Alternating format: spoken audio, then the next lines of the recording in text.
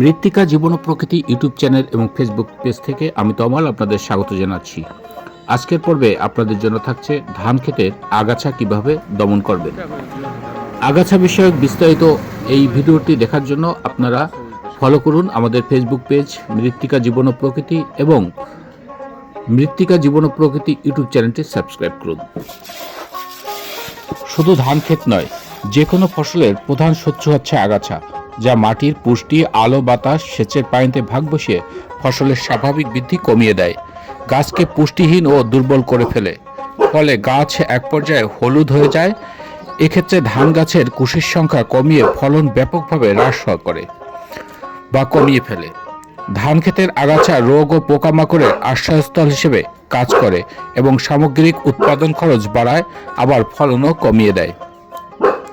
ধানের জমিতে আগাছার প্রধান ক্ষতিকর দিকসমূহ হচ্ছে পুষ্টি উৎপাদন শোষণ। আগাছা মাটি থেকে ধান গাছের জন্য প্রয়োজনীয় সার ও পুষ্টির বড় অংশ গ্রহণ করে, ফলে ধান গাছ চরমভাবে পুষ্টিহীন হয়ে পড়ে। আগাছা ধানের জমির আলো ও জায়গা দখল করার ফলে ধান গাছ লিকলিকে ও দুর্বল হয়ে পড়ে। এর প্রভাবে ফলন উল্লেখযোগ্য হারে কমে যেতে পারে। আগাছা দমনের জন্য চাষিদের অতিরিক্ত আগাছানাশক শ্রম ও ব্যবহার করতে হয়, যার কারণে উৎপাদন খরচ প্রচুরভাবে বৃদ্ধি পায় এবং এর কারণে কৃষক আর্থিকভাবে ক্ষতিগ্রস্ত হয়। উৎপাদিত ফসলের মান নষ্ট হওয়া একটি অন্যতম কারণ হচ্ছে আগাছা। যে জমিতে অতিরিক্ত আগাছা থাকে সে জমির ফসলের গুণগত মান ভালো হয় না, ফলে কৃষক বাজার মূল্য কম পায়। এছাড়াও উৎপাদিত ফসল থেকে বীজ রাখা যায় না। অতিরিক্ত আগাছা আক্রান্ত জমির ফসল থেকে বীজ রাখলে পরবর্তী বছর অন্য জমিতে আগাছা ছড়িয়ে পড়ার সম্ভাবনা থাকে। আগাছা দ্রুত বংশবিস্তার করতে পারে এবং অধিকাংশ আগাছাই ধানের চেয়ে দ্রুত বৃদ্ধি পায়, এবং আপনি যদি দমনে ব্যর্থ হন তাহলে সমস্ত মাঠ খুব দ্রুত আগাছার দখলে নিয়ে যাবে। ধান খেতে বিভিন্ন প্রকার আগাছা দমন সবথেকে ক্ষতিকর আগাছাগুলো হলো জল দুর্বা ঘাস, জৈনা, চ্যাঁচড়া, শুশুনি শাক, ঝিলমরিচ, শ্যামা, হলদে মোথা, নীলাম্বরী কচু, কলমি, আমরুল, মালঞ্চ, হেলেঞ্চা ঘাস সব থেকে বেশি ক্ষতির কারণ হয়ে দাঁড়ায়। আগাছা দমন পদ্ধতি প্রধানত আমরা তিন ভাগে ভাগ করতে পারি। প্রথমত, জমি প্রস্তুতের সময় চাষ দেওয়ার পরে জমি থেকে হাত দিয়ে আগাছা দমন করা যায়। দ্বিতীয়ত, আগাছানাশক ব্যবহার, এবং তৃতীয়ত, ধান গাছ যখন বাড়ন্ত পর্যায়ে সে পর্যায়ে হাত দিয়ে বেছে আগাছা দমন করতে পারি।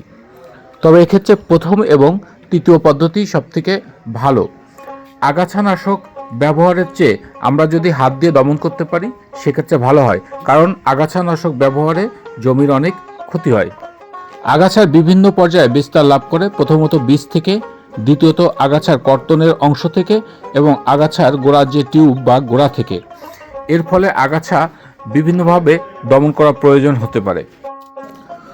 জমির পুষ্টি উপাদান অক্ষুণ্ণ রাখার জন্য আগাছানাশক ব্যবহার কম করতে হবে। তবে যে জমিতে আগাছানাশক ব্যবহার করতে চান সেখানে অবশ্যই যে সমস্ত গ্রুপের আগাছানাশক ফসলের ক্ষতি কম করে সেগুলোই ব্যবহার করতে হবে। এক্ষেত্রে বাজারে বিভিন্ন প্রকার আগাছানাশক পাওয়া যায়। তার ভিতরে সবথেকে ভালো এখন যে আগাছানাশক কাজ করছে এবং জমির ফসলের কম ক্ষতি করে তার ভিতরে একটি হচ্ছে মেফেনাসেট 49% এবং বেনসালফিউরন মিথাইল 4%। আমি আপনাদের আবারও বলছি, মেফেনাসেট 49% এবং বেনফিউরন মিথাইল 4%। এই গ্রুপের আগাছানাশক আপনি আপনার জমিতে যদি ব্যবহার করেন তাহলে ফসলের ক্ষতি কম হবে এবং আগাছা সম্পূর্ণরূপে নির্মূল হবে। ব্যবহার পদ্ধতি আপনি বিভিন্নভাবে করতে পারেন। প্রথমত, এটি স্প্রের মাধ্যমে করতে পারেন। এছাড়া এটি সারের মাধ্যমে ব্যবহার করতে পারেন বা বালু এবং ছাইয়ের সাথে মিশিয়েও ব্যবহার করতে পারেন। মনে রাখতে হবে, প্রতি 33% জমির জন্য 100 গ্রাম, প্রতি 33% জমির জন্য 100 গ্রাম মেফেনাসেট 49% এবং বেনসালফিউরন মিথাইল 4% আপনি ব্যবহার করতে পারেন। এটি স্প্রের ভিতরে দিতে পারেন অথবা সারের সাথে দিতে পারেন। এক্ষেত্রে ইউরিয়া সার প্রযোজ্য।